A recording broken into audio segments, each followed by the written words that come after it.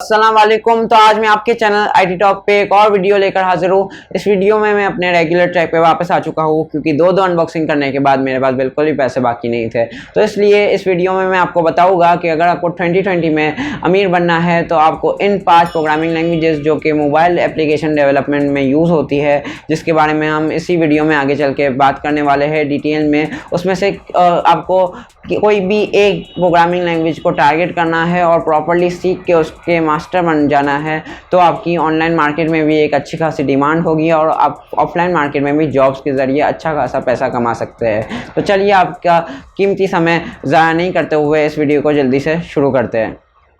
इस वीडियो को शुरू करने से पहले मैं आपसे 2 बातें करना चाहूँगा कि ये वीडियो का टॉपिक मुझे एक सब्सक्राइबर ने पर्सनली मैसेज करके सजेस्ट किया था। तो अगर आपको भी मुझे पर्सनली मैसेज करना है तो मैं डिस्क्रिप्शन में हमेशा सोशल मीडिया लिंक्स ड्रॉप करता हूँ, वहाँ पे आप फॉलो करके मुझे पर्सनल मैसेज कर सकते हैं। और एक बात मैं ये बताना चाहूँगा कि इस वीडियो में मैं शायद ऐसे टर्म्स यूज़ करूँगा जो कि शायद किसी बंदे को समझ में ना आए, जिसका प्रोग्रामिंग से कोई वास्ता नहीं। तो इसलिए मैं बोलना चाहूँगा कि इस वीडियो में मैं सारे टर्म्स आपको एक्सप्लेन नहीं कर पाऊंगा। तो अगर आप नॉलेज गेन करने में इंटरेस्ट रखते हैं तो आप गूगल कर सकते हैं उन टर्म्स को।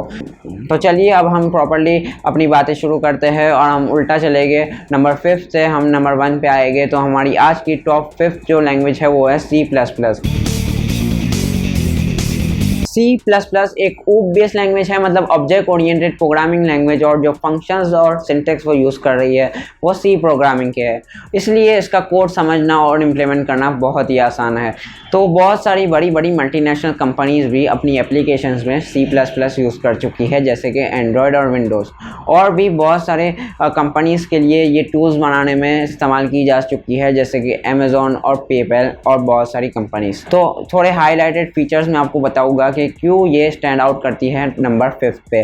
क्योंकि इसकी जो स्टैंडर्ड बिल्ट-इन आपको लाइब्रेरीज मिलती है उसमें बहुत सारे फंक्शंस आपको बिल्ट-इन मिल जाते हैं और इसका कोड समझने में और इम्प्लीमेंट करने में बहुत आसान है और इसकी एफिशिएंसी जो है वो बाकी प्रोग्रामिंग लैंग्वेजेस से काफ़ी ज़्यादा है।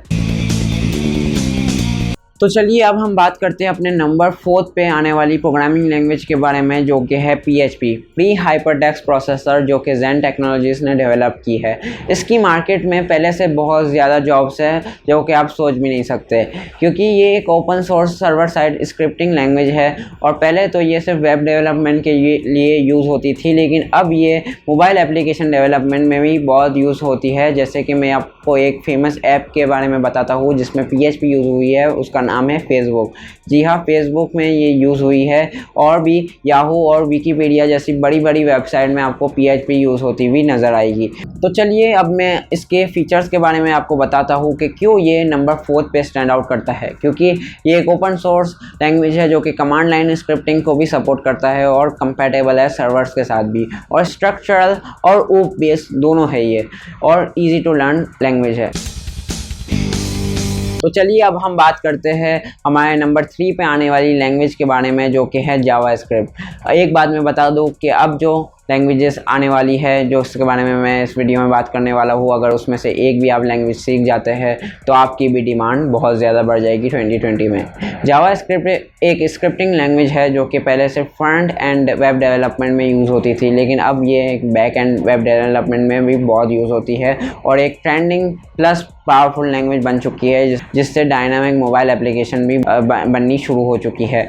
और इसके बहुत सारे फ्रेमवर्क्स हैं जिससे आप बहुत ही ज़बरदस्त किस्म की वेब एप्लीकेशंस या मोबाइल एप्लीकेशंस भी डेवलप कर सकते हैं, जैसे कि React.js, AngularJS, Vue और Buildfire जैसी।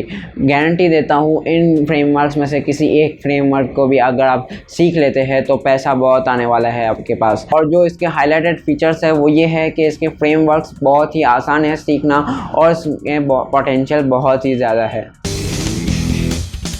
तो चलिए अब हम बात करते हैं अपने नंबर 2 पे आने वाली लैंग्वेज के बारे में, जो कि एवरग्रीन लैंग्वेज है। जी हाँ, मैं बात कर रहा हूँ जावा के बारे में। जावा और जावास्क्रिप्ट दोनों अलग अलग लैंग्वेज है। जावा में इतने सारे फीचर्स है कि मैं क्या बोलूँ, मुझे अलग से वीडियो बनानी पड़ेगी जावा के फीचर्स के ऊपर। और जावा लैंग्वेज बहुत ही ज़्यादा यूज़ होने वाली लैंग्वेज है और एंड्रॉयड में तो ये बहुत ही ज़्यादा यूज़ होती है। बल्कि एंड्रॉयड में ही नहीं, सिर्फ ये वेब एप्लीकेशन, गेम्स और सर्वर साइड एप्लीकेशन में भी बहुत ज़्यादा यूज़ होती है। तो इसके हाईलाइटेड फीचर्स के बारे में बात करते हैं कि ये रोबस्ट एप्लीकेशन बना सकती है। रोबस्ट एप्लीकेशन मतलब एक एररलेस एप्लीकेशन, मतलब इसके सिस्टम में ही ये एबिलिटी है कि ये एरर्स के साथ खुद कॉप अप करके एरर्स को ख़त्म कर सकती है। और एक फ़ीचर इसका ये भी है कि इसमें बहुत सारे फीचर्स मिल जाते हैं आपको, और इसके कोड को समझना बहुत ही आसान है यार, बहुत ही इजी है। जावा लैंग्वेज बहुत ही सिंपल है और बहुत ज़्यादा पोर्टेबल भी है। आप किसी भी डिवाइस में इसको चला सकते हैं और किसी भी ऑपरेटिंग सिस्टम में भी ये आसानी से चल जाता है।